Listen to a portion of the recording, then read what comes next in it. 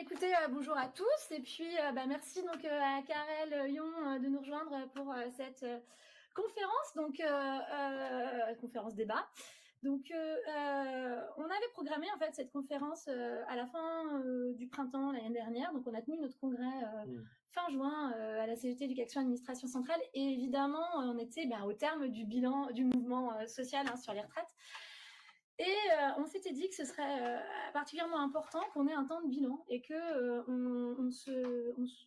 on prenne le temps d'avoir un moment réflexif, parce que c'est un moment qui a été particulier, qui a été fort, qui a été finalement marqué par une unité exceptionnelle. On en reparlera sans doute tout à l'heure, avec 13 grosses journées de mobilisation, des participations à ces journées de mobilisation dans des manifestations qui ont été vraiment énorme, avec je crois plus de 5 journées à plus d'1 million de participants, donc quelque chose qui est quand même vraiment inédit, une force, et dans l'opinion publique, avec plus de 75% de la population qui était opposée à la réforme, près de 90% chez les actifs, et pourtant un projet qui va quand même passer, un gouvernement qui passe en force avec plein de 49.3. Bon, bref, un échec du mouvement social. Et donc, pour nous, c'est aussi intéressant parce qu'on avait essayé, donc là, on n'est pas, nous, on a un syndicat d'administration centrale, avec donc forcément une population particulière, ce que je te disais tout à l'heure, 65% de cadres, une grande proximité du pouvoir, puisque donc on est l'administration au service du ministère, et on n'est évidemment pas une administration très marquée par une culture de la grève. Clairement, c'est pas dans les habitudes de notre administration, même si on a vraiment senti cette année sur les journées de mobilisation qu'il y avait vraiment une chute de la présence dans les services. Et donc pour la première année, on a demandé les chiffres de grévistes au ministère, ce qu'on faisait pas d'habitude. Et donc on est monté à des taux alors faramineux, je te dis même pas, on est monté à du 6% de grévistes, ce qui peut paraître anecdotique, et en réalité ça commençait vraiment à se sentir. Mais surtout les chiffres que nous a communiqués l'administration étaient intéressants parce qu'ils agrégeaient aussi le nombre de présents, donc pour faire calculer le ratio, et on montait à des 15% si tu agrèges finalement les congés et les RTT. Et ce qui était intéressant, c'est-à-dire qu'il y a évidemment une grande pratique chez nous comme ailleurs de collègues qui vont poser des journées pour pas perdre en salaire. Donc on voyait bien donc que c'est un mouvement qui a pris, mais que voilà, qui a pris petitement, puisque 15% ça reste quand même finalement assez peu. On avait essayé de mettre en place aussi une caisse de grève qui a plutôt pas mal marché, donc pour lever le frein financier, notamment pour les personnels de catégorie C ou B, pour qui les journées de grève étaient plus difficiles, mais aussi pour les collègues qui, quand ils enchaînent les journées de grève, ont des difficultés. Finalement, des demandes, des sollicitations sur cette caisse de grève, on en a eu peu. On a eu 27 agents qui ont sollicité la caisse de grève. Donc, à la fois, elle a rempli son rôle, mais elle a pas forcément. Elle a aussi montré que le frein financier n'était peut-être pas le plus important dans ce mouvement. Donc, pour nous, c'était intéressant d'avoir un regard un peu plus global sur la question donc de ce mouvement retraite. Et donc, la parution de ton livre, donc cet automne, est pour nous intéressante, puisque donc tu as dirigé donc à la dispute, un livre dont le titre est finalement un peu la problématique d'ensemble, qui est le syndicalisme et politique, questions stratégiques pour un renouveau syndical, où dans plusieurs textes, c'est une collection d'articles, vont être interrogés finalement les stratégies syndicales, et notamment à l'aune du mouvement de 2023, et où c'est un regard qui pour nous est intéressant, parce qu'il est de biais sur les pratiques syndicales.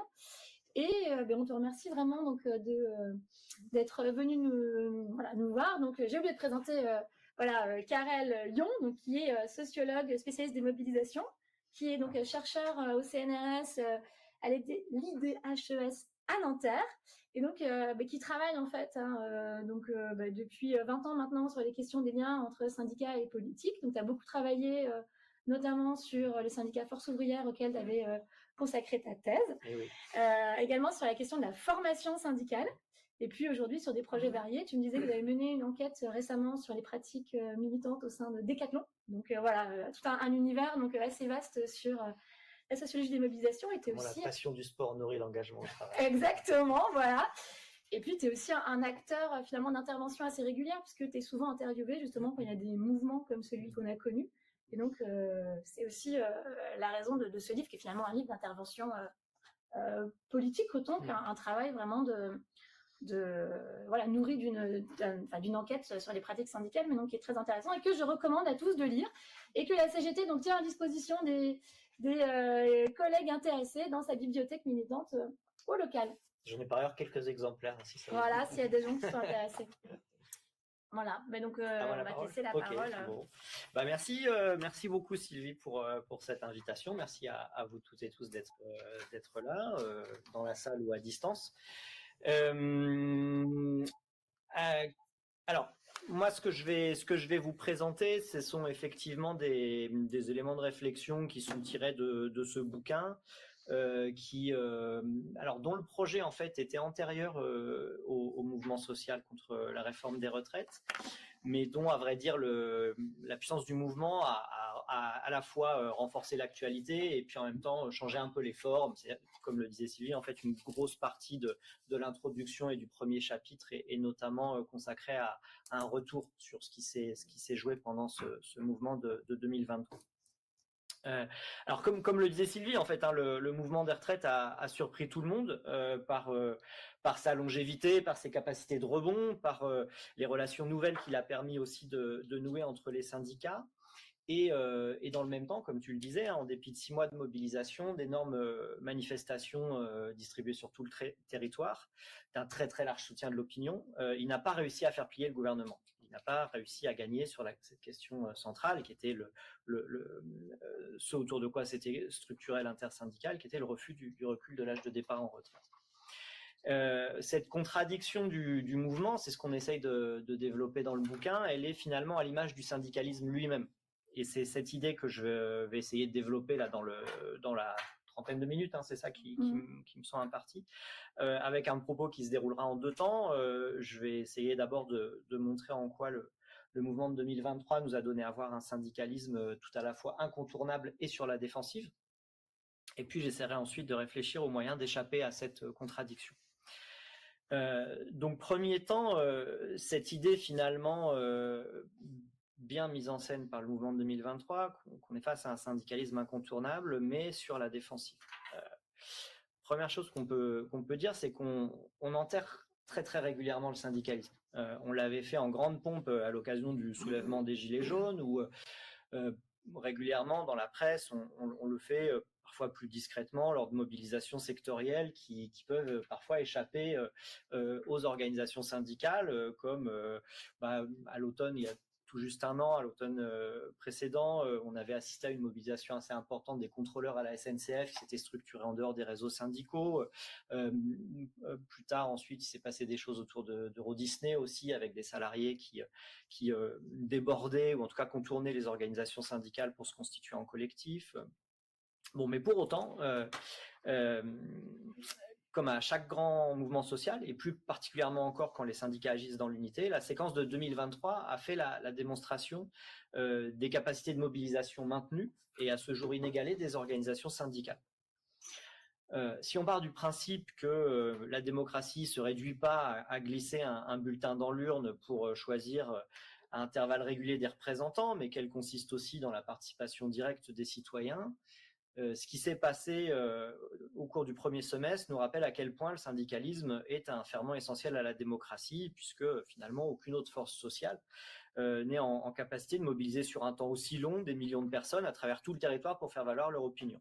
Et on peut même dire que pendant toute cette séquence, le syndicalisme s'est affirmé comme la principale force politique d'opposition au macronisme.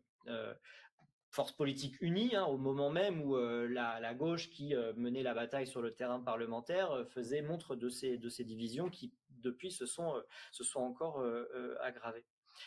Et il me semble que c'est cette capacité du syndicalisme à s'affirmer comme principale force politique d'opposition au macronisme qui lui a permis d'exprimer bien plus que le refus du report de l'âge de retraite, ce qu'on pourrait définir comme un rejet de Macron et son monde, une profonde révolte démocratique qui, justement, a fait aussi écho au soulèvement des Gilets jaunes. Alors, cette victoire, ce qu'on peut considérer, en dépit de l'échec revendicatif, comme une victoire symbolique du syndicalisme, elle s'est notamment traduite par un regain d'adhésion, alors sans être un raz-de-marée, hein, mais quelques dizaines de milliers de néo-syndiqués ont rejoint les différentes organisations, en particulier la CFDT et la CGT. Elles l'ont fait dans la dynamique du mouvement, ce qui donne aussi à ces adhésions un caractère différent, plus militant, plus politique, on peut dire, par rapport à des adhésions qui peuvent se faire dans le cours des activités syndicales plus routinières. Il s'agit d'adhésions de convictions qui attestent finalement de la réhabilitation d'un sentiment de l'utilité syndicale. Réhabilitation du sentiment de l'utilité syndicale qu'on pouvait déjà pressentir au cours des années précédentes. Pendant la pandémie, par exemple, face aux injonctions contradictoires du gouvernement entre confinement et poursuite de l'activité économique, les syndicats avaient été en première ligne pour informer les salariés sur leurs droits et exiger le renforcement des conditions de sécurité sanitaire. Au sortir de la crise sanitaire, ils ont porté la voix des travailleurs et surtout des travailleuses de première et deuxième ligne dont on avait redécouvert l'importance à cette occasion. Ce combat pour la reconnaissance à la fois symbolique et salariale d'un monde du travail redevenu essentiel, c'est prolongé dans le contexte de l'inflation où dans de nombreux secteurs, des salariés sont entrés en grève, parfois pour la première fois. Sylvie évoquait une enquête que j'ai menée avec des collègues sur Decathlon. C'est typiquement une grande enseigne du commerce où il s'était jamais rien passé en termes de conflits collectifs et pour la première fois, ils ont connu des débrayages nationaux à l'automne 2021 à l'appel de la CFDT en l'occurrence, qui dans la configuration de Decathlon est un peu l'aile contestataire du syndicalisme, qui avait appelé à des débrayages sur les salaires. Bon, mais ce regain d'intérêt pour le syndicalisme qu'on constate aussi par ailleurs à l'échelle internationale, il n'est qu'un aspect de la situation. Il s'inscrit dans un contexte lui aussi global qui est plutôt marqué par une tendance lourde au recul des forces syndicales. Et cet aspect-là, il faut le garder en tête, cette situation contradictoire pour justement à la fois pas tomber dans une espèce de triomphalisme sur la puissance des mobilisations et où en même temps pas se prémunir contre les coups de massue trop forts produits par la démoralisation à l'issue d'un mouvement. C'est-à-dire qu'en dépit de conditions très difficiles, ce qui s'est passé en 2023, c'est d'autant plus notable en vérité. Puisque en France, entre la fin des années 70 et la fin des années 80, le taux de syndicalisation, il faut le rappeler, il a connu une chute vertigineuse. Habituellement, on avait coutume de l'estimer autour de 20% au milieu des années 70. Il y a certains travaux plus récents qui l'ont même réévalué autour de 40%. Il s'est effondré très rapidement, en l'espace en moins d'une dizaine d'années, entre le milieu des années 70 et le milieu des années 80, autour de 10%. Et en 2019, dernier chiffre en date produit par la direction des études du ministère du Travail, donc la DARES, en 2019, la DARES mesurait une nouvelle baisse de la syndicalisation par rapport à une précédente mesure qui datait de 2013, avec un taux global de syndicalisation, évidemment ça change entre le public et le privé, mais un taux global passé de 11,2 à 10,3%. Un point de recul, un recul qui est aussi notable dans le privé que dans le public. Et donc cette tendance lourde à la baisse de la syndicalisation, elle rend d'autant plus notable ce regain d'adhésion qu'on a constaté pendant le mouvement. Idem, alors c'est intéressant ce que tu disais sur la participation gréviste et en même temps ça résonne bien avec ce qui a été observé dans pas mal de secteurs, c'est-à-dire qu'au-delà du fait de se mettre directement en grève, le fait de jouer avec les RTT, avec des congés, etc., était souvent un moyen de participer aux mobilisations sans que forcément ça se ressente sur la fiche de paye, puisque un autre aspect de cette tendance qui est plutôt défavorable au syndicalisme, c'est un recul très massif aussi de la conflictualité gréviste. Ça, pour le coup, on a des données alors qui sont discutables dans la façon dont elles sont produites. Les séries sur le temps long sont pas toujours très claires, etc. Mais enfin, je veux dire, c'est compliqué de construire des séries sur le temps long. Mais la fréquence et l'intensité des grèves, elles ont connu une diminution constante depuis le milieu des années 70. Alors cette statistique, elle est basée sur ce qu'on appelle les journées individuelles non travaillées pour 1000 salariés. C'est une convention. Et dans le privé, le nombre de GINT, comme on dit, pour 1000 salariés, il a été divisé par 5 en 20 ans, passant de, si je me concentre sur la période 1976-1995, donc entre le milieu des années 70 où il y avait 4000 journées individuelles non travaillées pour 1000 salariés, en 1995, pendant le grand mouvement, en dépit du grand mouvement de novembre-décembre 95, 800 journées individuelles non travaillées pour 1000 salariés. Division par 5. Si on regarde la période sur 45 ans, c'est une division par 66. On est passé de 4000 à 60 en 2021.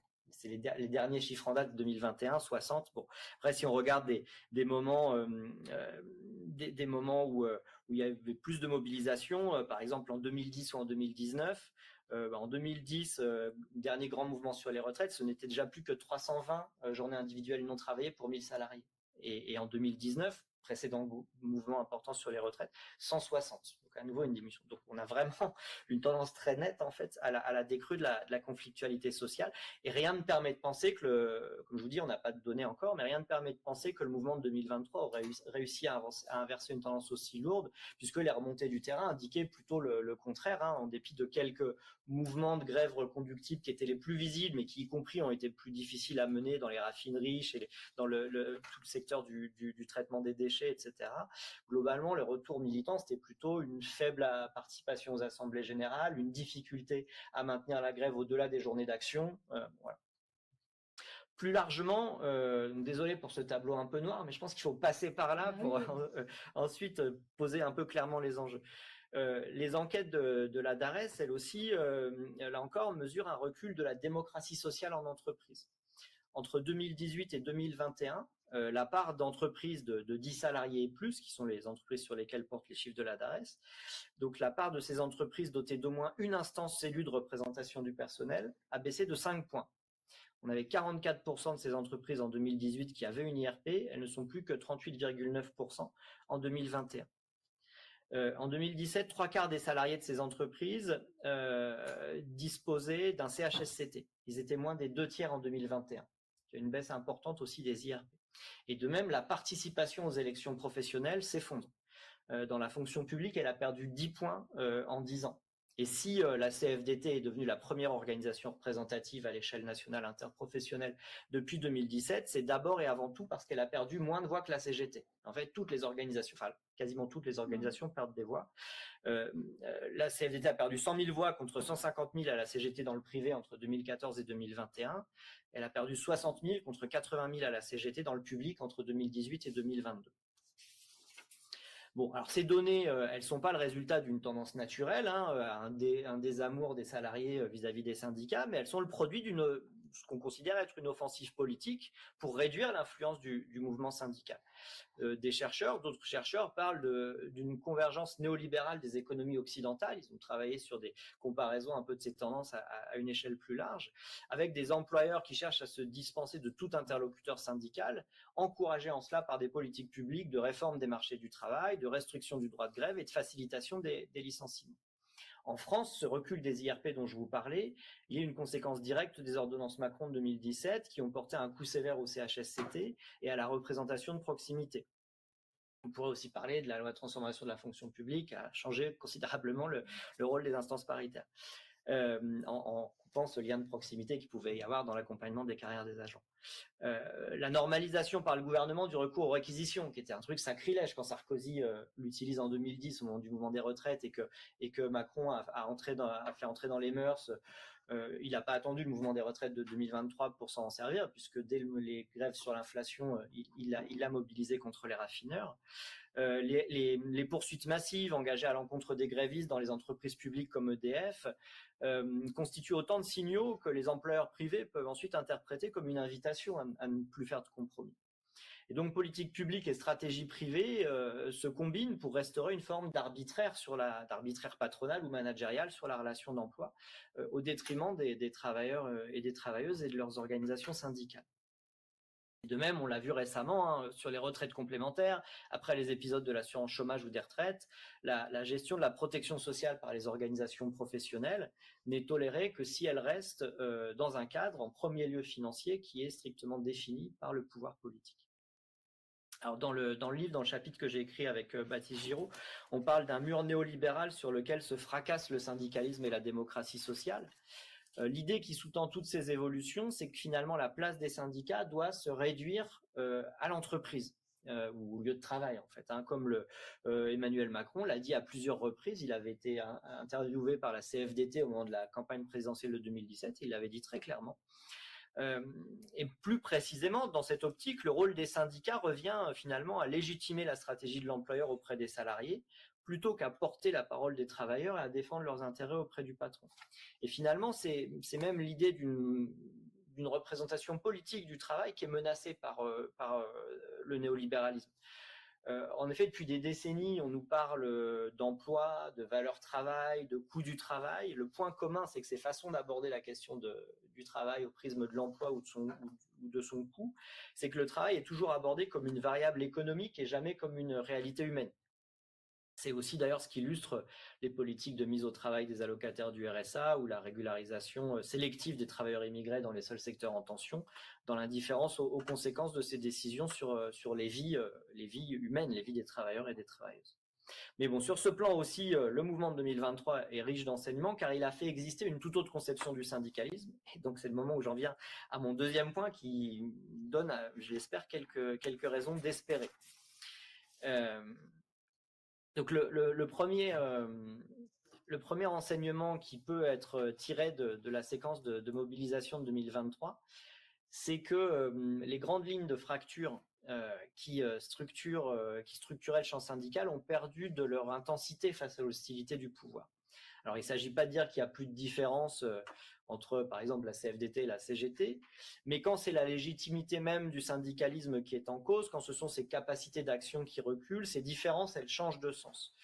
Et d'ailleurs, la CFDT et ses alliés, qui généralement sont plus prompts à valoriser le dialogue social plutôt que la grève, se sont ralliés sans état d'âme aux manifestations et à la grève pendant le mouvement des retraites, jusqu'à lancer le mot d'ordre de mettre la France à l'arrêt, qui était le grand mot d'ordre qui donnait l'horizon du 7 mars 2023 pour traverser la période des vacances scolaires.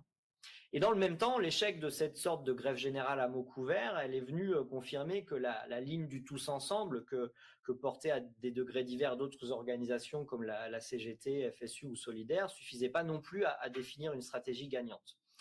En dépit des efforts des uns et des autres pour développer les grèves, l'affaiblissement des équipes syndicales, la répression policière et judiciaire, le poids des échecs précédents ont rendu cette perspective difficilement réalisable. Et c'est pourquoi c'est l'idée qu'on défend dans le bouquin. Un des principaux défis pour le mouvement syndical au sortir du mouvement sur les retraites consiste, selon nous, à renouer avec une véritable réflexion stratégique. Qu'est-ce que ça veut dire renouer avec une réflexion stratégique? Si on prend le vocabulaire militaire, la différence entre tactique et stratégie, c'est que la tactique, c'est l'action dans le champ de vision de l'ennemi. La stratégie, c'est la capacité d'un combattant à définir par lui-même ses propres finalités et à prendre aussi par être de la sorte en capacité de surprendre son adversaire. Et renouer avec cette réflexion stratégique, ça suppose de sortir d'une opposition un peu réflexe et souvent stérile entre les manifestations de masse qui s'avèrent impuissantes et la grève générale qui s'avère impossible, pour réfléchir à la façon d'articuler les différentes modalités d'action. Et donc dans ce livre, on insiste, et en particulier donc dans le chapitre que j'ai coécrit avec Baptiste Giraud, on insiste sur plusieurs dimensions qui nous semblent tout aussi importantes. Le premier aspect, et dont le caractère décisif a été renforcé justement par le bilan du mouvement et en particulier la difficulté de la conflictualité à prendre sur le terrain de la grève, rien à voir avec la participation manifestante qui était très massive, comme le disait Sylvie. Par ailleurs, en termes de nombre de participants, le niveau, alors je crois que c'est la manifestation du 31 janvier qui est la plus importante dans l'histoire des 30 ou 40 dernières années, mais l'étiage des participations est à peu près équivalent à celui de 2010 en fait. On est, en termes de nombre de participations manif, on est en nombre de journées d'action et en niveau de participation à ces journées d'action, on est finalement très très proche de 2010. Alors on peut dire que c'est un exploit d'autant plus important parce que en 13 ans, les capacités militantes des syndicats se sont réduites, donc ça ne veut pas dire que voilà, faut pas le saluer, mais voilà, ça s'inscrit quand même dans la continuité de ces grands moments de mobilisation très unitaires sur les retraites. Mais en tout cas, là où il y a une grosse différence, c'est que en termes de capacité à entrer en grève, ça ne répond pas, ça répond de plus en plus difficilement. Et donc ça pose à nos yeux, c'est pas, alors là, je vais finalement rien vous apprendre, parce que c'est un débat qui est un peu un serpent de mer, en particulier dans la CGT, c'est l'importance pour le syndicalisme de se doter d'une stratégie organisationnelle de renforcement. Le syndicalisme a besoin de redéployer ses forces, de développer la syndicalisation pour regagner du pouvoir. Et donc ça suppose de prendre au sérieux les tâches de syndicalisation, de construction, d'animation des collectifs militants. Ça suppose de leur consacrer des ressources suffisantes. Ça suppose de mutualiser les moyens. Et donc ça pose des questions aussi sur des modèles organisationnels, en particulier dans une organisation comme la CGT qui est très fragmentée, avec le nombre de syndicats d'entreprises, avec le nombre important de fédérations, etc., qui sont beaucoup moins resserrés que dans d'autres organisations comme la CFDT. Tous ces aspects-là, ça correspond à ce que je suis en parallèle, là, je travaille un peu sur des initiatives parasyndicales de jeunes militants qui essayent d'importer, notamment du monde anglo-saxon, les tactiques d'organizing. Et moi, je caractérise ça comme du travail syndical reproductif, en m'appuyant un peu sur la théorie de la reproduction sociale des féministes, pour montrer que finalement, pour avoir des collectifs militants productifs, capable de produire de la revendication et du conflit, il faut avoir d'abord tout un travail militant reproductif pour faire exister et entretenir ces collectifs militants. Et souvent, ce travail, qui est un travail assez invisible, qui passe par justement entretenir des contacts avec les salariés, être attentif à tout un tas de petits griefs, ce que tu me décrivais un peu tout à l'heure dans ton travail au quotidien de permanente syndicale, etc. C'est pas forcément un travail qui est valorisé. A fortiori quand ce boulot, il faut le faire aussi comme en terre de mission, en fait, quand il n'y a pas de présence syndicale préétablie. Et pourtant, c'est un aspect essentiel du travail syndical. Et sans ce travail syndical, il n'y a pas le substrat qui permet ensuite de construire du conflit ou de la négociation. Alors, ces défis en termes de redéploiement et de syndicalisation sont tels qui mériteraient sans doute d'ailleurs d'être abordés au-delà des débats propres à une organisation comme la CGT, des enjeux de structure qui sont, je le sais, des débats qui ont été relancés aussi justement depuis le dernier congrès. À mon avis, ils mériteraient aussi d'être abordés dans une perspective unitaire.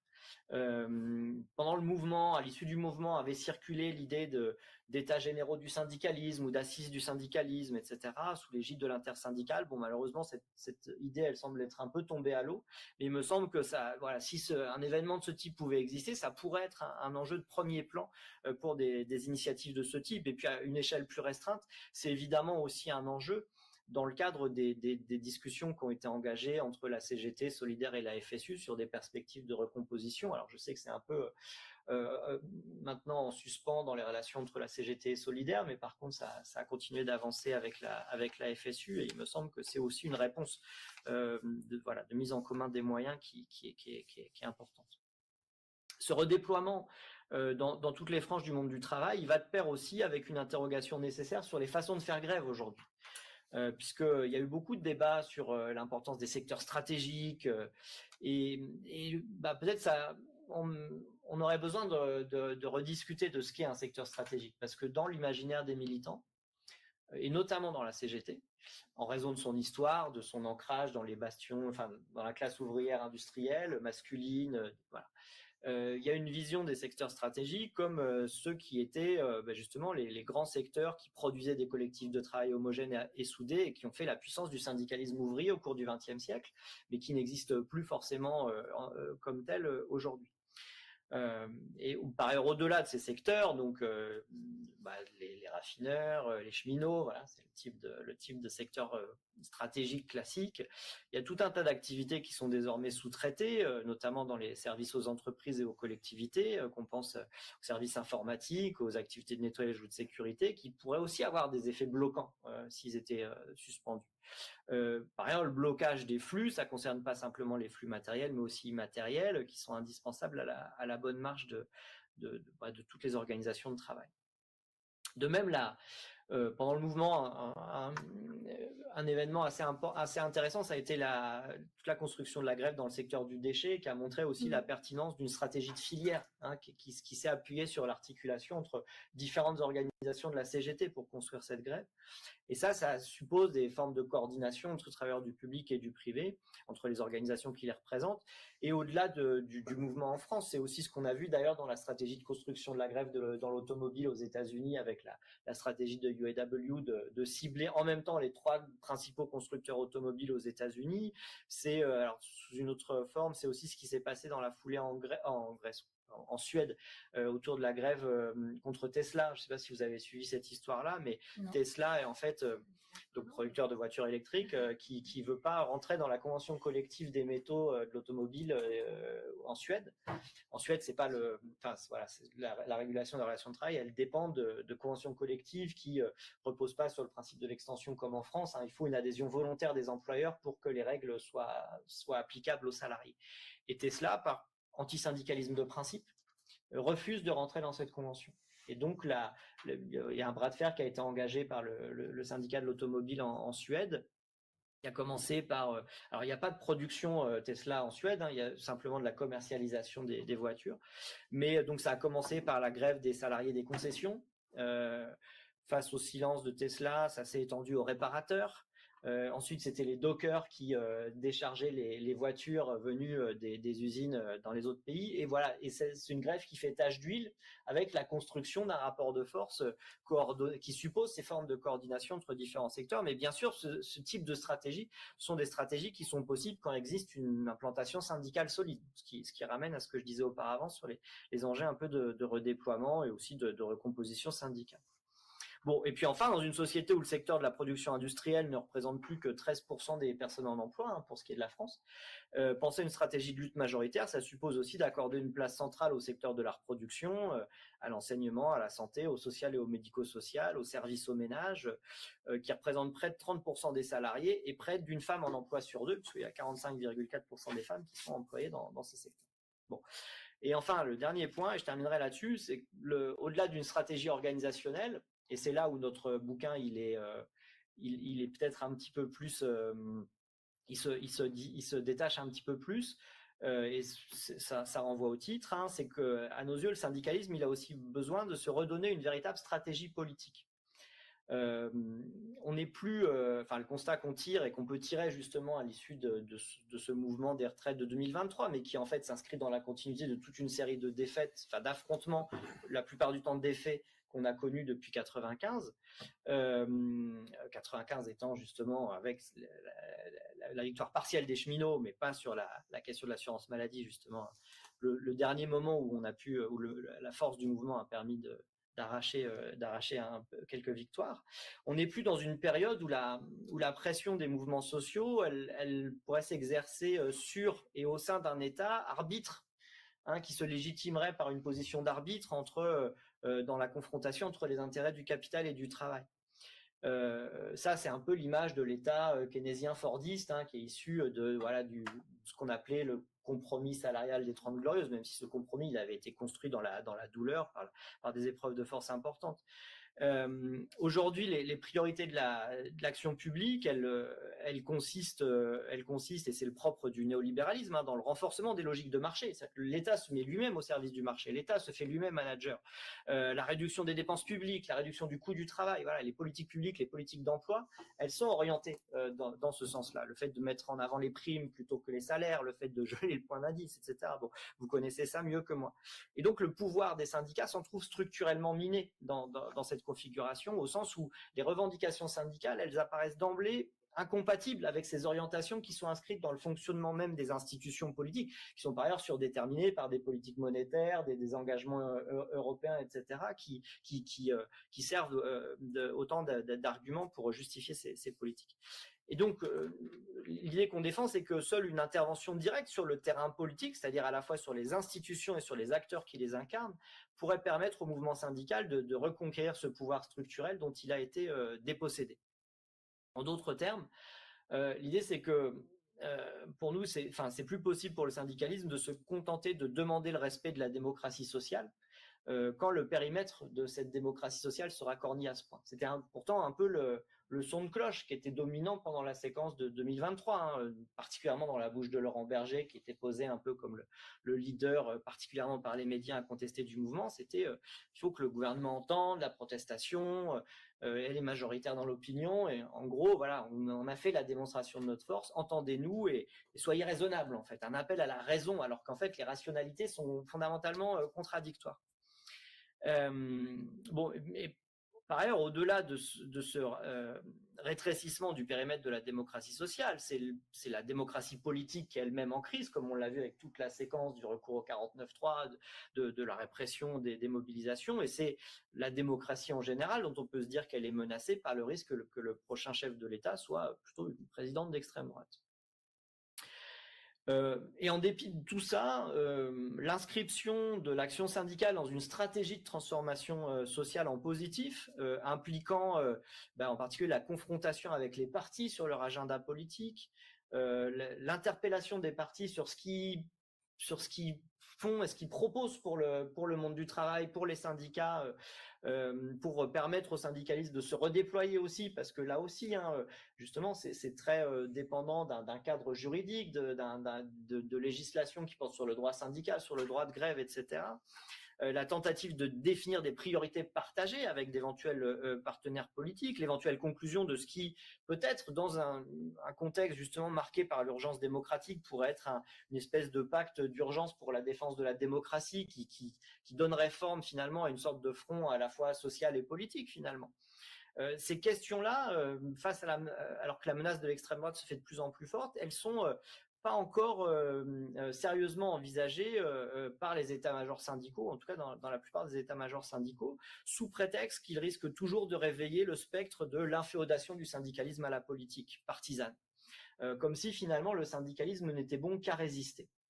Et donc nous, ce qu'on essaye de défendre, c'est cette idée qu'il faut relancer la discussion, et que cette discussion sur la nécessité pour le syndicalisme de s'inscrire dans une stratégie politique, elle est d'autant plus importante qu'aujourd'hui, les forces politiques de gauche, les partis de gauche, ils se caractérisent par une sous-représentation des classes populaires en leur sein, qui se traduit par une véritable méconnaissance, quand c'est pas du mépris, pour les problématiques du travail. C'était là encore quelque chose d'assez visible pendant le mouvement. Voilà. Et donc cette intervention du mouvement syndical direct dans le champ politique, elle nous semble par ailleurs avoir été d'autant plus visible pendant le mouvement des retraites, où, comme je vous le disais, finalement l'intersyndicale elle était la première force d'opposition au macronisme. Bon, je terminerai là-dessus, dire que le syndicalisme est politique comme on le proclame dans le bouquin, c'est évidemment pas le remettre à la remorque des partis. On sait tous que cette forme de lien au politique a produit comme catastrophe dans les années 80, mais c'est au contraire revendiquer pour le syndicalisme son rôle politique propre, distinct donc de celui des partis, à l'encontre d'évolutions institutionnelles et d'une conception néolibérale qui tendent au contraire à réduire le syndicat à une position d'acteur subalterne, assigné à la régulation des relations professionnelles dans l'entreprise, voire même à la pure et simple légitimation des décisions patronales. Voilà, je m'arrête là et je vous remercie pour votre attention.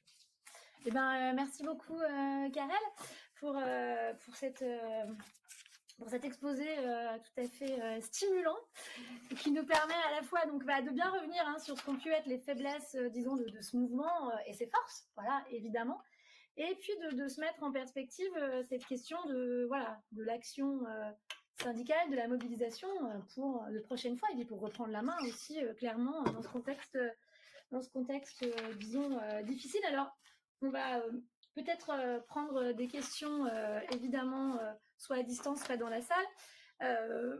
Moi, il y a une question quand même que je voulais peut-être commencer à porter pour ouvrir.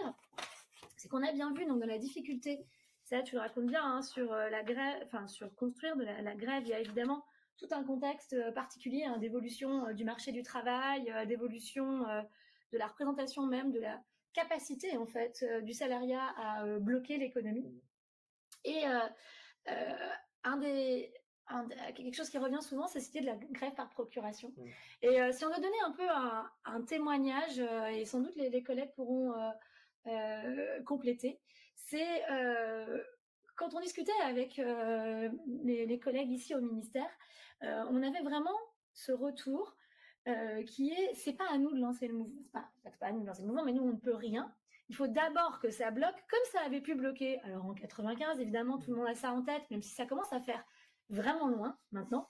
mais également sur des mouvements comme 2010 ou même comme 2019-2020 où on a eu des vrais blocages en fait, notamment au niveau de la RATP. Donc il y a eu un contexte particulier avec la fameuse prime, vous en parlez je crois dans le bouquin, sur la prime de présence, qui est quand même une vraie saloperie mise en place par la RATP, qui fait que s'il n'y a pas de jour d'absence sur la fin de l'année 2022, plus tu as des mois sans absence au travail, plus tu décroches une prime importante, plusieurs centaines d'euros. Un truc de dingue qui explique aussi les difficultés à mobiliser à la RATP, même s'il n'y a pas que ça. Et bref, tout ça pour dire que cette histoire de grève par procuration, on l'a vraiment senti, c'est-à-dire qu'en gros, les collègues n'ont pas l'impression qu'ils sont capables de bloquer quoi que ce soit ici dans les couloirs du ministère, alors même que quand une administration centrale, quand un gouvernement qui se rend compte que dans ses propres couloirs, ça déraille, et dans des populations qui ne sont pas du tout, c'était l'argumentaire qu'on essayait d'avoir, qui ne sont pas du tout sujettes à bloquer l'économie, c'est que ça prend vraiment très très loin. Donc ça aurait pu être un lieu, mais ça ne le faisait pas.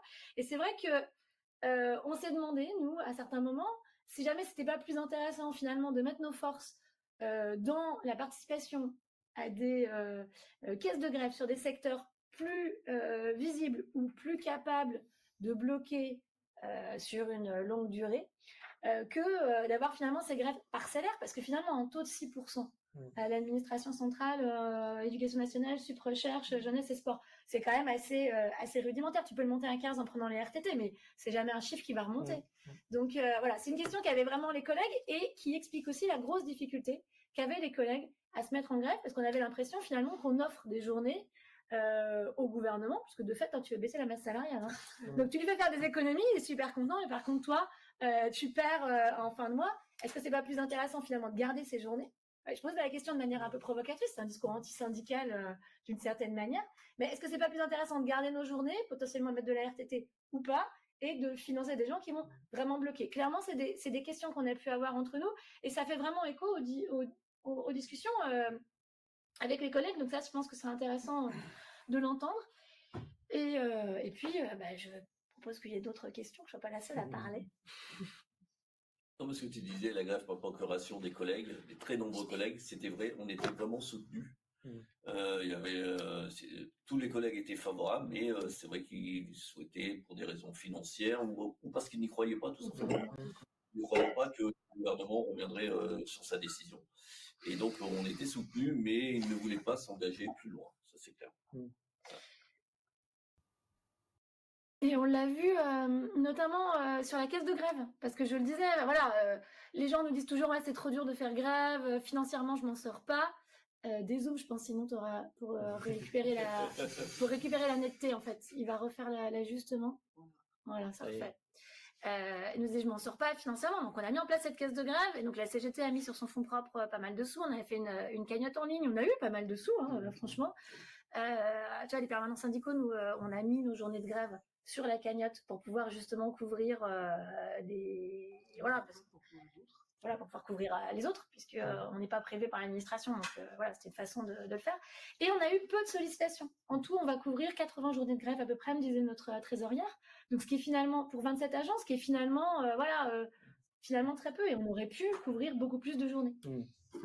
Mais comme tu le disais, il y a beaucoup de catégories A, et je pense qu'il y a beaucoup de catégories A qui ne veulent pas, peut-être par principe, participer, demander les jours de grève pour le rembourser. Aussi. Alors, si je peux me permettre, il y a plusieurs sujets. Il y a aussi le fait qu'il y a un manque de crédibilité. On ne croyait pas que le gouvernement allait lâcher. Il y a un truc significatif aussi qui m'a frappé, c'est sur les moyens d'action qu'on peut avoir, qu'on a essayé d'évoquer, on en a beaucoup discuté.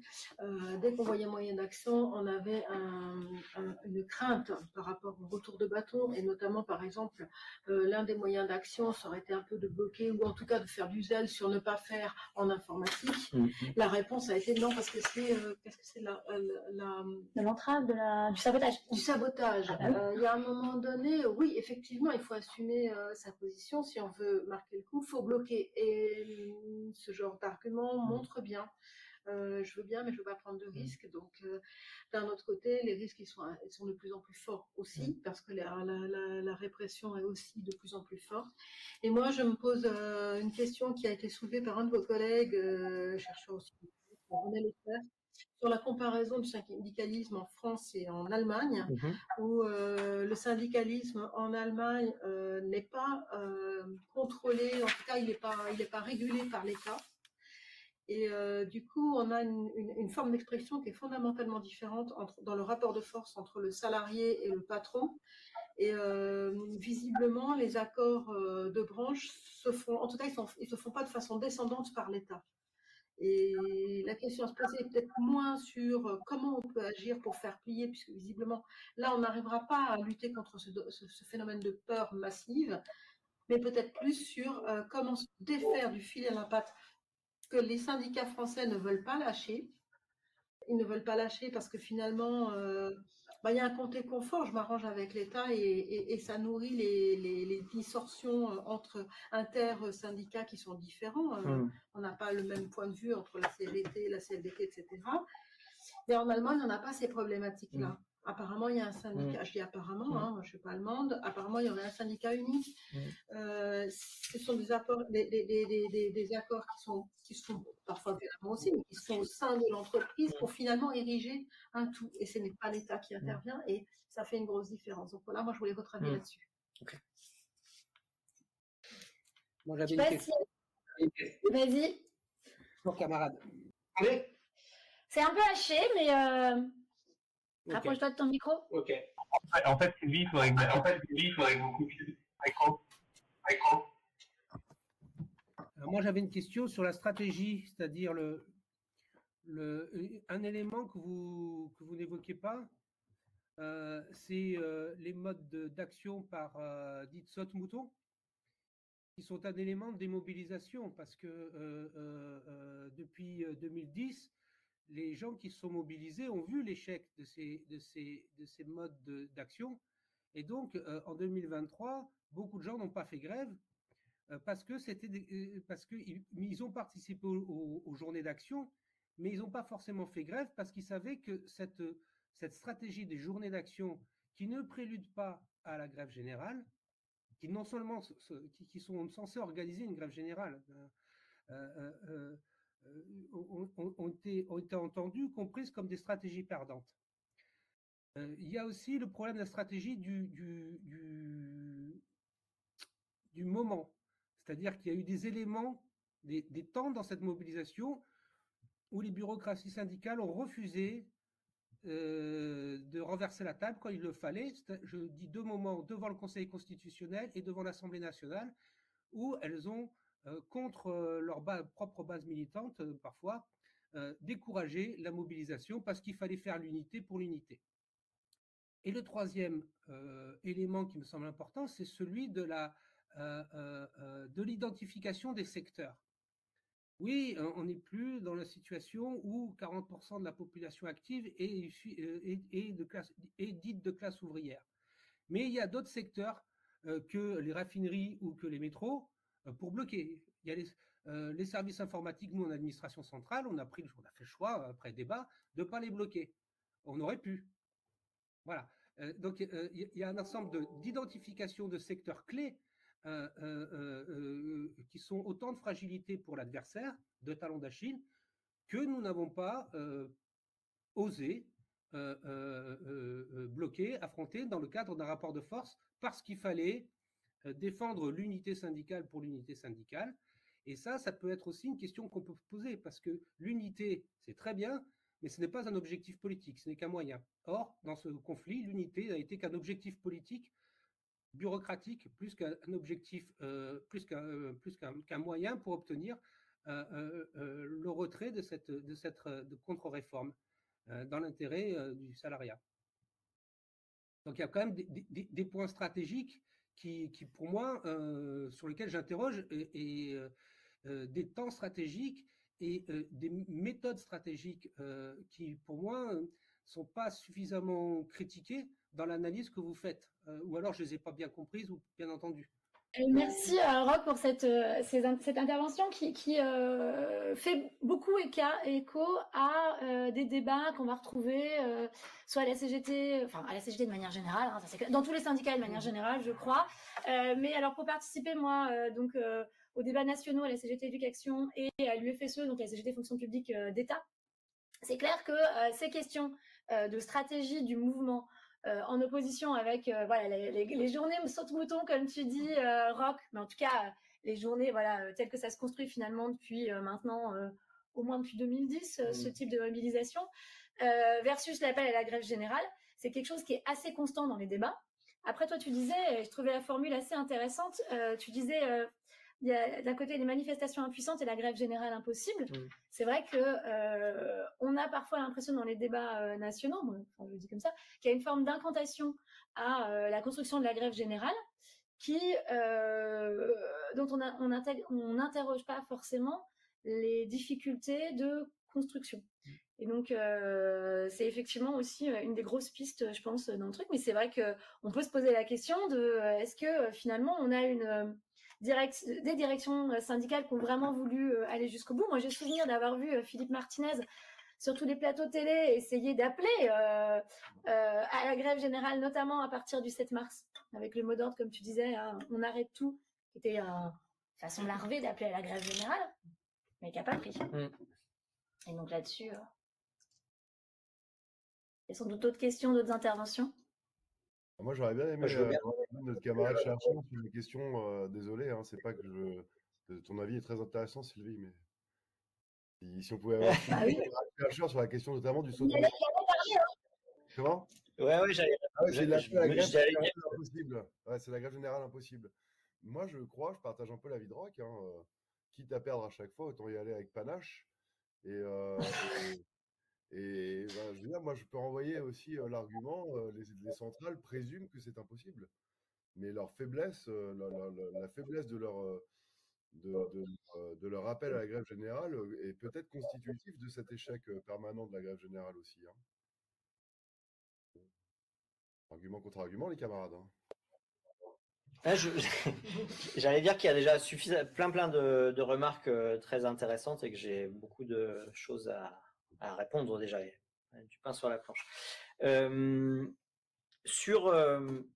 Alors, peut-être je vais commencer par ça en fait, sur la question des mobilisations saute-mouton. Alors, nous disons que en fait, on essaye de saisir ce qui s'est joué dans la période en allant au-delà d'une ligne d'analyse qui serait les directions syndicales ont failli. Parce que globalement, dire le problème du mouvement, c'est que l'appel à des journées saute-mouton explique l'échec du mouvement, ça nous semble insuffisant. Quand je dis ça, je ne veux pas dire qu'il n'y a pas de responsabilité politique de la part des directions syndicales, je vais revenir ensuite, qu'il n'y a pas des choses à dire là-dessus. Mais simplement, pour le coup, quand on replace le mouvement de 2023 dans la période plus large en fait de toutes les expériences de mobilisation de 2010, de 2016, 2019, etc., le constat, c'est quand même que de plus en plus, en fait, cette idée que, en gros, il existerait une espèce de montée irrépressible des masses et d'un besoin, d'une demande de grève générale et puis des directions qui, faute de donner les bonnes perspectives pour permettre à ce mouvement de s'exprimer, empêcherait en fait ce mouvement d'exister. Je pense que ça, c'est pas une représentation qui est fidèle à la réalité parce que le retour dans beaucoup de secteurs, y compris des secteurs qui se posaient un peu en avant-garde de la construction, de la généralisation du mouvement, par exemple les cheminots, ce qu'ils disaient, c'est que eux, voilà, quand ils organisaient des assemblées générales pour les journées d'action, il y avait peu de gens en assemblée générale et qu'il y avait encore moins de monde dans les journées suivantes. Donc il y a un vrai problème de mobilisation par le bas aussi. Pas simplement une absence de consignes politiques. Ceci étant dit, deux choses. La première chose, c'est que le cadre de l'intersyndical là en 2023, il avait été pensé plus que dans les périodes précédentes aussi, parce que, y compris les états-majors syndicaux tiraient le bilan de l'échec des expériences ultérieures, comme un cadre susceptible de laisser de l'espace pour des échéances de mobilisation intermédiaires. Parallèlement au rendez-vous fixé par l'intersyndicale, une coordination de certaines fédérations de la CGT notamment s'était mise en place pour appeler à des échéances de mobilisation intermédiaire avec cette idée justement d'une montée en puissance. Hein. C'était ce que défendaient les cheminots, les électriciens, les raffineurs, etc., la chimie. avec cette idée, on fait une première semaine, une journée d'action, ensuite on fait 2 journées de grève, ensuite 3 journées, etc. Bon, ces appels, y compris dans les secteurs qui les portaient, ont fait long feu. Et la mobilisation a réussi à prendre chez les raffineurs, elle a réussi à prendre dans le secteur du déchet, mais ça n'est pas allé au-delà. L'appel au 7 mars était pensé aussi, y compris formulé d'une manière où la reconduction était ouverte, puisque dans l'appel au 7 mars, il y avait l'ouverture sur le 8 mars. Il y avait l'appel à la reconduction dans les secteurs. Bon, on n'est pas comme en 2010 où l'intersyndicale se pose contre les secteurs qui étaient en mobilisation, en reconductible. On est dans une situation beaucoup plus ouverte de ce point de vue-là. Et en dépit de ça, on n'a pas vu une mobilisation se développer. Après, là où on sera sans doute d'accord, c'est que, et là, moi, justement, nous, on l'explique moins en termes de parce que c'est pas notre position en tant que chercheur, même si en tant que militant syndical, je pourrais avoir une opinion, j'ai une opinion là-dessus, mais du point de vue du chercheur, je sais plus qui disait, les bureaucraties syndicales ont refusé de renverser la table au moment où elles auraient pu le faire. Rock, c'est ça. Alors, les dirigeants syndicaux, les représentants des organisations syndicales sont pris dans une espèce de, alors ce qu'en termes sociologiques on appellera une illusio, ils sont pris dans les logiques du champ syndical qui considèrent effectivement que le jeu syndical, il a ses fins en soi et que justement la responsabilité des syndicalistes, c'est de ne pas contribuer à une crise politique, mais c'est toujours rester dans les limites de la démocratie sociale. Et c'est précisément ce que notre bouquin essaye de critiquer, en disant cette idée que le syndicalisme pourrait continuer de faire sa petite affaire dans une espèce d'espace protégé de la démocratie sociale un peu sanctuarisé, où on se contenterait de demander aux politiques de respecter la démocratie sociale, comme c'était effectivement le discours de l'intersyndicale, c'est aujourd'hui un discours qui est dépassé, qui n'a plus aucune efficacité parce que la démocratie sociale, elle est piétinée. Et donc, c'est nous ce qu'on défend en disant il faut que les syndicalistes se réapproprient une forme de stratégie politique. Voilà.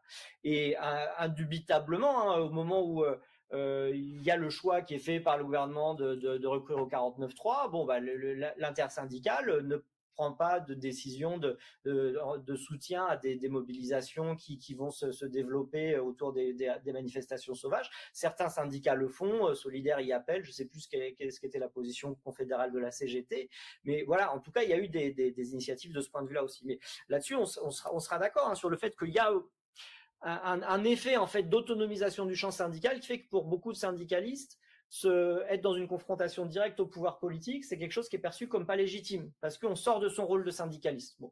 Et nous, il nous semble qu'effectivement, c'est quelque chose qui aujourd'hui a plus tendance à impuissanter le syndicalisme qu'à le renforcer dans sa légitimité. Sur la question de l'unité syndicale, comme moyen plutôt que comme objectif, là aussi on est d'accord, mais je pense que toute la difficulté qui se pose autant dans l'analyse que dans le cours de l'action pour les dirigeants syndicaux eux-mêmes, c'est de saisir cette question de l'unité dans son aspect dynamique en fait. Parce que certes, on peut considérer qu'à un moment, la défense de l'unité syndicale a pu empêcher la manifestation d'une ligne syndicale plus combative, mais dans le même temps, cette unité syndicale, elle a été essentielle pour rendre possible la mobilisation. C'est-à-dire que s'il n'y avait pas eu cette intersyndicale au départ, s'il n'y avait pas eu la légitimité d'une unité syndicale sans faille, la capacité de mobilisation qu'a eu ce mouvement n'aurait pas été la même. Donc il y a cette difficulté des divergences politiques. Sur la question stratégique des secteurs bloquants, là je pense qu'on est assez d'accord, hein, c'est ce que j'essayais de souligner en disant qu'il faudrait justement concrètement là, je trouve hyper intéressant ce que vous dites sur le débat que vous avez eu dans votre syndicat, parce que ça montre que à l'échelle justement des expériences concrètes de travail, ce débat sur qu'est-ce qui pourrait bloquer, etc., il se pose, et que c'est important aussi que ces débats-là ils puissent remonter autant que possible à tous les niveaux dans les instances syndicales. Alors la question sur le rapport sur l'Allemagne. C'est une question importante parce que effectivement souvent aussi justement on va mobiliser des exemples étrangers pour dire le taux de syndicalisation est plus fort dans les pays d'Europe du Nord, en Allemagne, je crois qu'il est autour de 20% en Allemagne aujourd'hui encore, par rapport à la France où c'est très faible, etc. Mais en fait, tu as raison, hein, les relations de travail en Allemagne, elles sont réglées par des conventions collectives. Et les conventions collectives, c'est comme la Suède, ce que j'expliquais tout à l'heure sur la Suède. En fait, elles sont valides dans la mesure où les employeurs y adhèrent. Et le problème auquel sont confrontés les syndicats allemands aujourd'hui, c'est pas le problème de l'État, mais c'est le problème du fait que les employeurs se désengagent des associations patronales qui sont signataires des accords. Et donc, les syndicats allemands sont confrontés aussi au même problème, en fait, qui est le refus des employeurs de rentrer dans une logique de négociation sociale. Donc là, pour le coup, c'est pas l'État qui joue, c'est effectivement des relations professionnelles qui sont plus sur un mode privé, en fait, sans intervention directe de la puissance publique, même si, justement, les syndicats en viennent à solliciter une intervention plus active de l'État. Ils ont fait campagne pour l'institution d'un salaire minimum. Il y a des choses qui ont changé aussi en Allemagne sur ce plan-là, parce que les syndicats allemands sont confrontés à un retrait des employeurs des conventions collectives et à des situations de précarité qui sont produites aussi par le fait que en Allemagne, comme dans tous les pays, en dépit de l'existence de ces conventions collectives, c'est aussi le cas en France, on a de plus en plus de clauses dérogatoires. C'est-à-dire qu'il peut y avoir des accords collectifs, mais il y a aussi des règles qui prévoient qu'au niveau de l'entreprise, au niveau du lieu de travail, en matière d'horaire de travail par exemple, on puisse déroger aux règles qui sont censées être des règles communes. Et ça, quand je vous parlais des chercheurs qui parlent de convergence néolibérale, pour le coup, c'est un truc qui a bien été documenté donc dans un bouquin qui s'appelle, je sais plus comment, mais de Chris Howell et Lucio Baccaro, qui est un bouquin en anglais, c'est sur la traduction en français du titre, il est en note de bas de page, mais je sais plus à quel endroit. Mais donc, ce qui est intéressant dans leur bouquin, c'est que justement, ils comparent des économies politiques assez différentes. Donc, comme la France, l'Italie, où il y a un rôle de l'État plus important, ou l'Allemagne, ou la Suède, ou les États-Unis, où justement l'État est en retrait, pour montrer qu'en dépit de systèmes de relations professionnelles qui ont des fonctionnements très différents, la tendance est la même, à la restauration de l'arbitraire patronal sur la relation de travail. Et donc, je pense que dans le cadre français, en fait, l'idée de se défaire du fil à la patte, du lien à l'État, je suis pas certain que ça puisse être même une stratégie praticable pour le syndicalisme, parce qu'en fait, toute l'histoire toute la trajectoire historique en fait de notre système de relations professionnelles, elle est marquée par le fait que l'État a joué un rôle important dans l'institutionnalisation des relations de travail, notamment dans l'institution d'un droit social. Et ça, je pense que c'est un acquis à défendre pour les syndicats, justement, par rapport à d'autres conceptions, notamment anglo-saxonnes, où justement l'État était vraiment dans la logique de partie neutre qui laisse employeurs et travailleurs se confronter. En France, il y a la reconnaissance du fait que la relation salariale, c'est une relation asymétrique et que l'État est censé être du côté de la partie subordonnée. Comme je vous dis, hein, c'est en train de changer parce que l'État néolibéral, il remet cette conception-là en cause. Mais l'État, c'est un champ de lutte, hein, et donc il y a à la fois des politiques économiques, il y a des politiques sociales, il y a des choses qui sont cristallisées dans du droit, et notamment dans le droit du travail. Et même si le droit du travail, il évolue dans un sens qui est très très problématique aujourd'hui, dans le sens de l'accompagnement des stratégies de compétitivité des entreprises, il y a quand même tout un tas de gros acquis qui continuent d'être efficaces, hein, notamment qui permettent de requalifier des relations de travailleurs ubérisés comme des relations d'emploi classiques. Bon. Et ça mérite d'être défendu. Et ça, c'est défendu parce que justement, l'État joue un rôle central dans la régulation des relations de travail. Et enfin, sur la question de la grève par procuration, ça, effectivement, c'est un problème qui s'est posé aussi dans l'enseignement supérieur, qui se pose encore plus dans l'enseignement supérieur que nous, par exemple, chez les chercheurs, quand on remonte pas notre participation à la grève, on n'est même pas décompté sur nos salaires. Donc, il y avait tout le débat de dire, on se déclare pas gréviste, mais en contrepartie, on verse l'équivalent d'une journée de salaire à des caisses de grève, etc. Le problème, c'est que dans beaucoup de secteurs, c'était le cas par exemple chez les cheminots, ils se sont retrouvés avec des caisses de grève qui étaient beaucoup plus fortes, qu'ils n'arrivaient plus à dépenser, quoi. Nous, hein. Donc oui, donc tu as raison, Sylvie, quand tu dis que un des enjeux, c'est l'enjeu du blocage pas simplement parce que le blocage, il a cet effet un peu de symbolique où ça crée une espèce de temps suspendu, où on entre dans dans une autre séquence, dans une autre période, mais aussi parce que tout simplement la paralysie des transports, la paralysie de l'économie, elle crée les conditions de possibilité pour s'engager activement dans un mouvement social, quoi. Et les phénomènes qui ont pu être constatés en 95, en 2003, en 2010, avec la mise en place d'AG interprofessionnels, de salariés qui étaient en grève dans un secteur et qui, c'était les cheminots en 95, c'était les enseignants en 2003, qui allaient du coup vers d'autres secteurs pour parler de leur grève, pour aider à bloquer et pour permettre à d'autres secteurs d'entrer en grève à leur tour. Ça, c'était possible parce qu'il y avait des grèves reconductibles dans ces secteurs-là. Donc alors nous, le but du bouquin, c'est pas du tout de dire la grève générale étant impossible, la grève ne sert plus à rien. Au contraire, c'est de se dire il faut repenser les stratégies de la grève pour qu'elles soient à nouveau efficaces.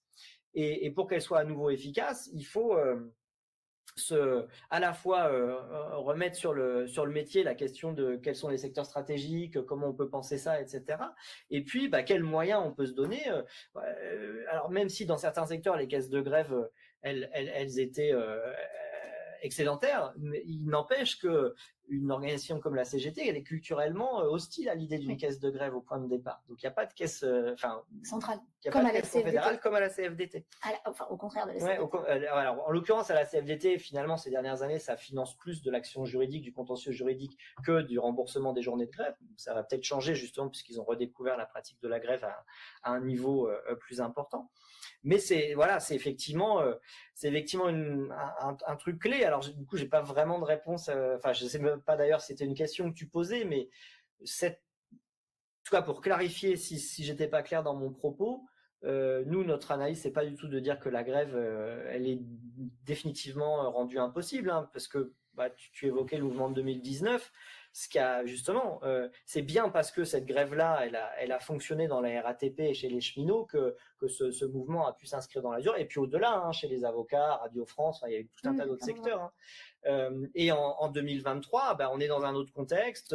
On est dans un autre contexte qui est marqué par le Covid, le télétravail qui change aussi considérablement les conditions de l'entrée en grève. On est dans un contexte qui est celui de l'inflation où les fiches de paye elles sont déjà un peu maigres, où il y a eu des grèves importantes, notamment dans des secteurs qui étaient des secteurs moteurs à la RATP, chez les raffineurs dans les années précédentes autour de l'inflation. Et donc voilà, tout ça s'est accumulé pour éclairer aussi le fait que la question de la grève est devenue quelque chose de très difficile à envisager, y compris dans des secteurs les plus militants, quoi. Et du coup, ça me permet de reboucler sur ce que disait Roch. Hein. C'est pour ça que je pense que la question de la responsabilité des directions syndicales, alors pas du tout pour les dédouaner parce qu'on a besoin d'un bilan politique justement sur les stratégies qui ont été menées, mais fondamentalement, il me semble que là où il y a vraiment des avancées possibles, c'est justement sur cette définition d'une stratégie de syndicalisation et de redéploiement qui permettrait de se redonner les moyens de construire des mouvements de grève victorieux. Alors, il y avait une question de Sébastien, et puis j'en aurai une aussi. Ouais, merci Sylvie. Moi, je voulais juste revenir sur justement la question stratégique et sur ce que vous disiez, Karel, sur la position un peu défensive des organisations syndicales. Moi, ce que je remarque, c'est que quand même depuis un certain nombre d'années, les mobilisations se font pour ne pas avoir pire, voilà, mais pas pour avoir mieux. et bon, je sais pas, moi, la question que je me pose, c'est est-ce que ça explique pas aussi quelque part cette faiblesse de l'action syndicale parce que elle vient toujours en réaction. Hein. On défend pas du mieux, on défend l'acquis, c'est-à-dire qu'on veut pas avoir pire. Et pourtant, je pense qu'il y a pas mal de revendications qui sont travaillées hein, dans les organisations syndicales, mais j'ai l'impression qu'elles ne passent pas le mur du son entre guillemets, c'est-à-dire qu'on n'en parle pas beaucoup. Il y a beaucoup à mon avis, d'actions revendicatives qui pourraient être portées, faire l'objet de discussions publiques, être relayées éventuellement par les médias. Et j'ai l'impression aussi que la faiblesse, elle vient de là, quoi. C'est-à-dire ce positionnement défensif qui est que on mobilise pour ne pas avoir pire, mais on mobilise pas forcément pour avoir mieux. Voilà. Voilà, je ne sais pas si vous avez des choses à nous dire sur ce sujet. Et alors moi j'avais une autre question, ou un autre point sur lequel je voulais t'interroger, c'est il y a un des éléments qui est pas du tout rentré dans le contexte, c'est quand même la transformation de l'économie. Enfin tu l'as un peu dit, mais malgré tout le fait qu'il y ait une sous-traitance généralisée, un éclatement en fait des collectifs de travail, ça a quand même des conséquences qui sont très lourdes en capacité de mobilisation. Donc sur voilà. Et un autre point, c'est sur quelque chose qui m'a interrogée, et peut-être que tu as plus d'éléments, moi, dans les discussions que j'ai pu entendre, notamment au niveau confédéral, c'est que finalement, les gros secteurs, comme les raffineurs ou comme les déchetteries, enfin, l'électricien, etc., l'industrie, qui traditionnellement sont les bastions, quand il y a eu de la grève reconductible, ça a souvent été en fait sur des heures débrayées en journée, beaucoup plus que sur des journées complètes, et que finalement le total de vraies journées de grève était finalement extrêmement faible, et que donc il y avait même dans ces secteurs-là une grosse difficulté à mobiliser réellement et à construire de la grève. Et autre point, sur un mouvement comme celui des éboueurs, avec vraiment des déchetteries bloquées, notamment en région parisienne. Mais là-dessus, ce que j'ai cru comprendre, c'est que finalement, c'était beaucoup moins le fait d'une grève massive des employés que d'une stratégie de blocage qui est en réalité toujours construit de l'extérieur par une solidarité interprofessionnelle, parce que les piquets de grève, ils peuvent pas être tenus par les salariés eux-mêmes, sinon là, c'est sur de la faute lourde, et donc tu te fais virer immédiatement.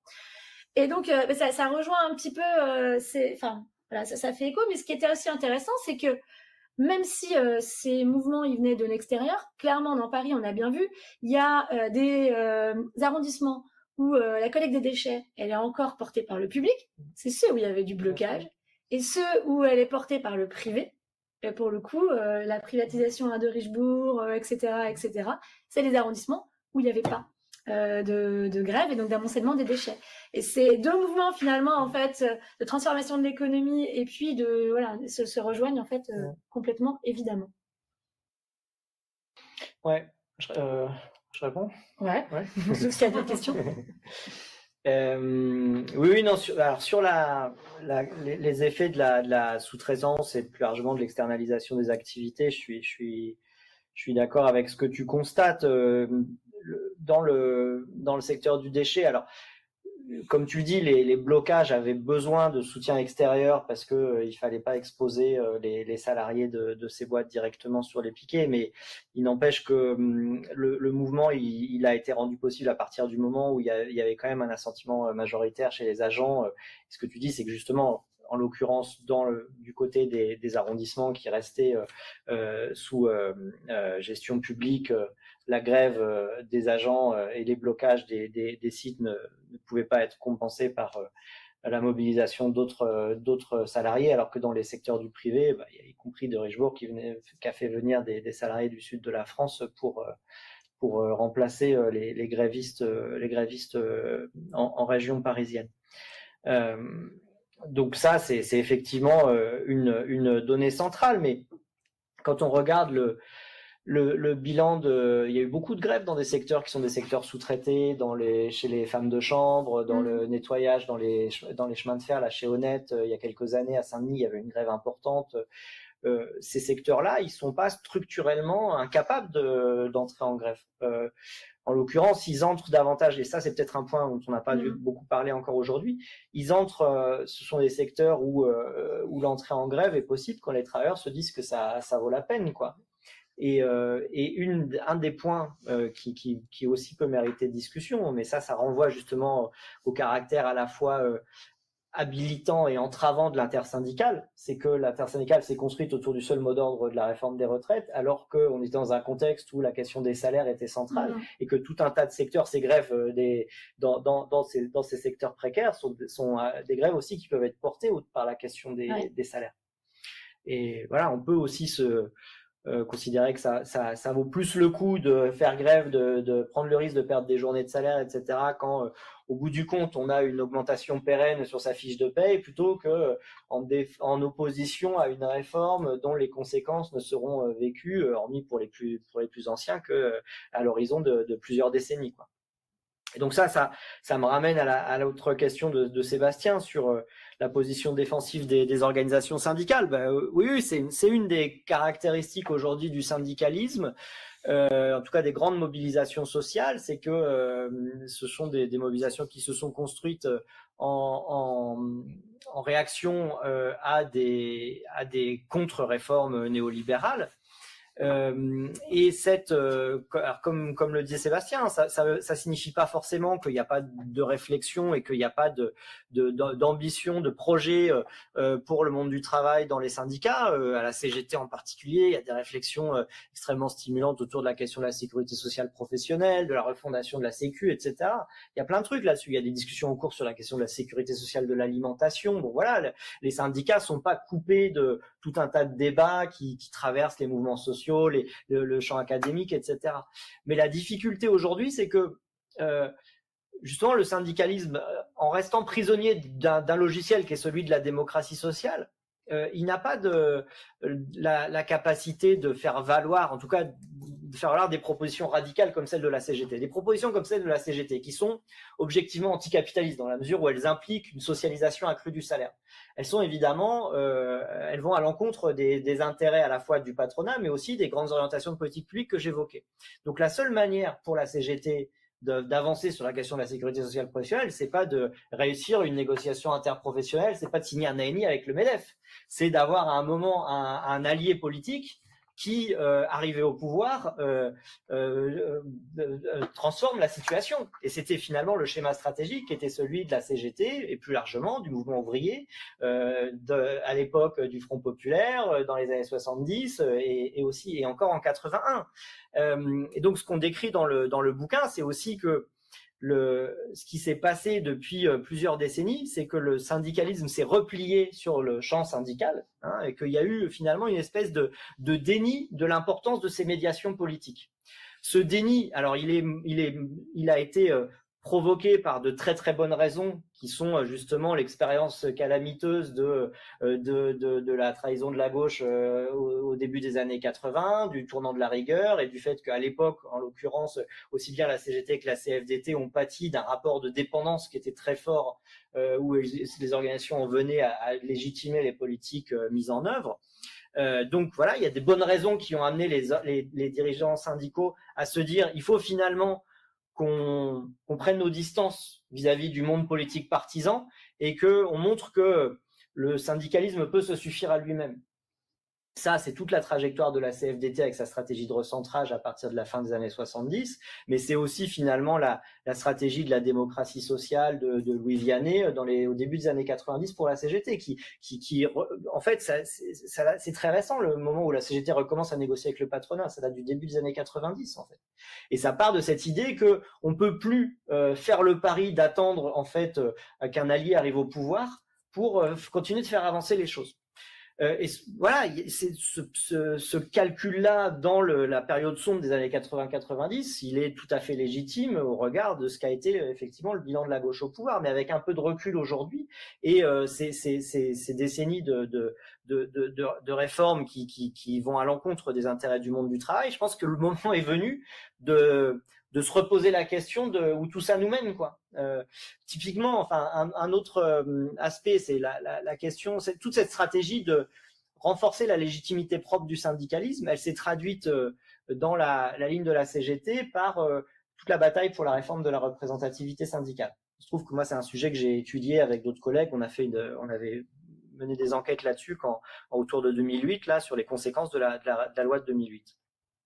Bon, la ligne de la CGT au départ, elle était très bien. C'était de dire il faut que la négociation soit collective, soit subordonnée à l'accord majoritaire des salariés, parce que auparavant, en fait, on pouvait être délégué syndical, représenter personne dans sa boîte et signer un accord et le truc était valide. Donc voilà, cet argument-là était juste. La CGT articulait ça à l'idée qu'il fallait relancer les élections à la sécurité sociale et sur cette base-là, finalement, définir la représentativité des syndicats ou bien s'appuyer sur les élections prud'homales. Et donc, on était sur des élections qui étaient des élections générales, qui auraient mobilisé tout le monde du travail en même temps, en fait, comme le sont aujourd'hui les élections TPE, qui sont le dernier dernier scrutin en fait qui est un scrutin un peu massif, où d'ailleurs la CGT tire son épingle du jeu par rapport à tous les autres. Et au final, ce qui s'est passé, parce que justement cette réforme, elle a été préparée par une négociation paritaire avec le patronat et avec la CFDT, c'est un compromis où ce qui a refondé la représentativité des syndicats, c'est le vote dans les élections professionnelles d'entreprise, avec toutes les conséquences que ça a eu et que nous on a étudié sur le terrain. C'est d'une part à faire du patronat un acteur décisif dans la construction de la représentativité des syndicats, parce que pour organiser les élections professionnelles, il faut négocier des protocoles d'accord. On peut oublier d'inviter tel syndicat ou au contraire rappeler à tel autre qu'il est bienvenu à la table de négociation. Donc ça a des effets aussi sur les capacités d'implantation des syndicats. Et l'autre aspect, c'est que ça a complètement légitimé en fait le fait de fonder la représentativité des syndicats sur les élections dans l'entreprise, tout le mouvement qui a ensuite été accéléré avec la loi travail de 2016 et les ordonnances Macron de 2017 de destruction du principe de faveur en fait. À partir du moment où il y avait un vote démocratique en entreprise, tant qu'à faire, autant que ce soit les négociations d'entreprise qui définissent le plus possible les conditions effectives de travail, d'emploi, les horaires de travail, etc. Et donc ça, c'est typiquement le produit d'une stratégie qui est une stratégie qui mise sur le dialogue social, sur l'activité autonome dans le cadre du champ syndical. Voilà. Donc nous, ce qu'on dit, c'est que peut-être le moment est venu pour le syndicalisme de réouvrir en fait son imagination stratégique pour reconsidérer le fait que les moments de victoire historique des syndicats sont des moments où il y avait justement des interactions fortes entre différentes organes. À l'époque, on parlait du mouvement ouvrier. Aujourd'hui, ça a plus le même sens, mais en tout cas, le mouvement social, les forces partisanes, les associations, etc.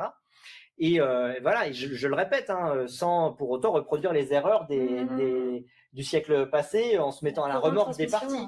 Ouais. Et je pense par ailleurs, je ne sais pas si vous avez suivi ça, mais Sophie Binet, elle a fait une interview croisée avec Ruffin dans Politis où elle est un peu sur cette ligne-là finalement.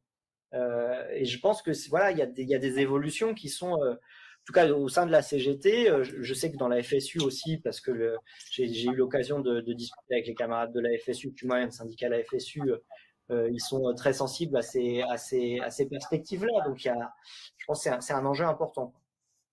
Alors, je sais pas s'il y a une dernière question. Vas-y, Roch. Et puis après, il va falloir qu'on conclue parce qu'il commence à être l'heure. J'avais une question avant d'aller retourner bosser.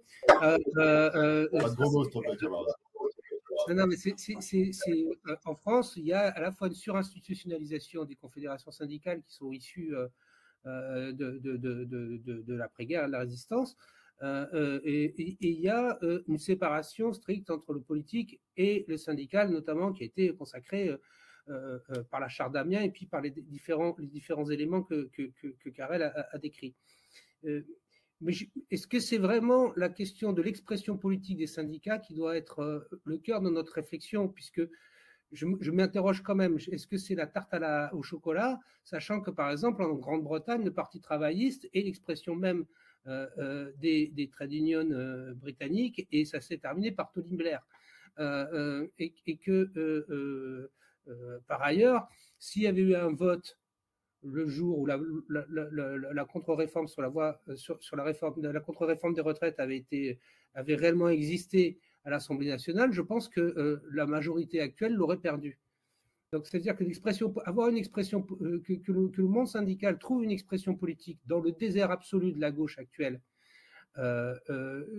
D'une part, on peut en douter. D'autre part, même quand on y arrive, il n'est pas dit que l'expression politique ne soit pas prise dans le virage néolibéral que tu as évoqué, comme le Parti travailliste aujourd'hui. L'aile gauche du Parti travailliste n'a jamais réussi à devenir majoritaire.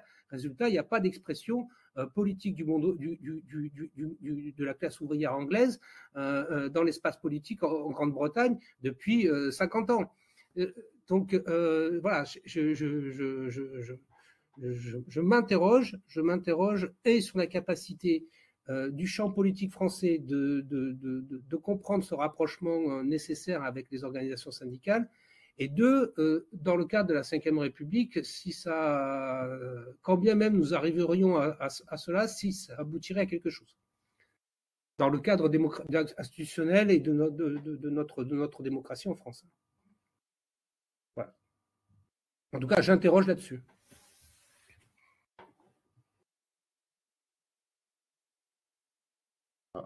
On t'entend pas, camarade.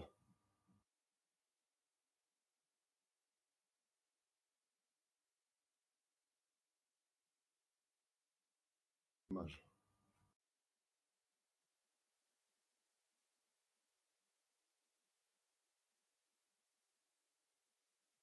Vous avez bien votre micro d'ouvert ou pas? Parce qu'on n'entend rien. On a coupé le micro, désolé, pardon. on n'est pas remis. Pardon, je parlais dans le vide. Donc il disait 2 jambes.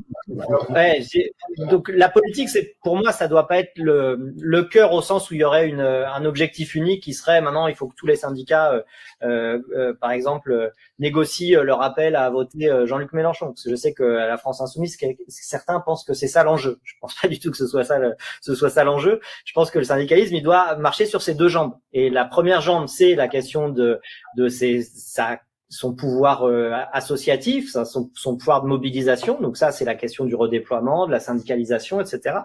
Et la deuxième jambe, c'est le fait de pas succomber à la mystification que la démocratie sociale serait une fin en soi. Et donc penser la question des médiations politiques et donc interpeller les acteurs politiques sur quel programme il propose pour le monde du travail, quelle réforme, comment y contrevenir sur les ordonnances Macron, sur la précarisation des statuts d'emploi, etc. Avec d'autres collègues, on a contribué à une note d'intérêt général qui s'appelle quelle politique pour renforcer le syndicalisme dans son rôle de contre-pouvoir. Voilà, dans lequel on avance des pistes sur ce que pourrait être une politique publique de gauche qui n'ont pas inféodent les syndicats à l'État, mais qui renforce les capacités autonomes d'action des syndicats dans le monde du travail.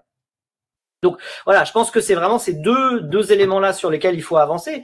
Et ce que tu dis sur le travaillisme britannique, c'est faux, hein, parce que la victoire de Jeremy Corbyn qui a quand même considérablement changé le climat idéologique en Grande-Bretagne pendant un certain temps, c'est le produit direct de la radicalisation d'un certain nombre de secteurs du mouvement syndical britannique qui l'ont porté au pouvoir. De la même manière que la campagne de Sanders aux États-Unis, elle s'est beaucoup nourrie de l'investissement des syndicats dans le Parti démocrate. Alors, ces exemples-là ne conduisent pas à dire qu'il faudrait une forme de néo-travaillisme en France, parce que là encore, on est dans des modèles de relations professionnelles qui sont pas les mêmes. Mais simplement, ça nous permet de nous rappeler que dans des contextes où on a vu des choses bouger, alors ensuite il y a eu un backlash en Grande-Bretagne, mais pour le coup aux États-Unis, on est encore dans cette dynamique où il y a une remobilisation syndicale assez forte. C'est le produit de ces interactions entre le social et le politique. Et ces interactions entre le social et le politique, elles sont justement plus alignées avec une lecture littérale de la charte d'Amiens, qui est pas une séparation du syndical et du politique au sens où les syndicats n'auraient pas à faire de politique, qui est simplement cette idée que justement les organisations politiques peuvent décider de leur politique comme elles l'entendent, et les syndicats doivent être totalement indépendants et en capacité de regrouper les travailleurs en dépit de leurs appartenances organisationnelles. Mais fondamentalement, la charte d'Amiens, elle pose que le syndicalisme est politique parce qu'elle pose l'idée que le syndicalisme il doit articuler la besogne revendicatrice quotidienne, pour reprendre les termes de la charte, avec la perspective du dépassement du salariat et du capitalisme. Donc, il me semble que c'est plutôt en phase avec cette idée-là. Eh ben, écoute, merci beaucoup, Karel, pour toutes ces perspectives hyper intéressantes. Et ben, voilà, ça nous donne quand même encore plein de pistes de réflexion, et ça pourra donc nourrir nos réflexions. Donc, qu'on poursuivra sans doute, à la fois par la production d'un texte, puisqu'au niveau de la CGT Éduc, on a un texte de bilan du mouvement retraite qui doit être adopté dans notre Conseil national de mars, donc auquel l'idée justement de cette conférence était aussi de pouvoir porter nous-mêmes une contribution, et puis on continuera peut-être avec également d'autres invitations, d'autres chercheurs à nourrir nos débats, et puis des débats internes évidemment, auxquels tous les collègues non syndiqués sont toujours évidemment invités. En tout cas, un grand merci. Merci à vous. Et puis, bonne journée à tous. Merci beaucoup. Merci. Merci à tous. Merci. Bye bye. Ciao.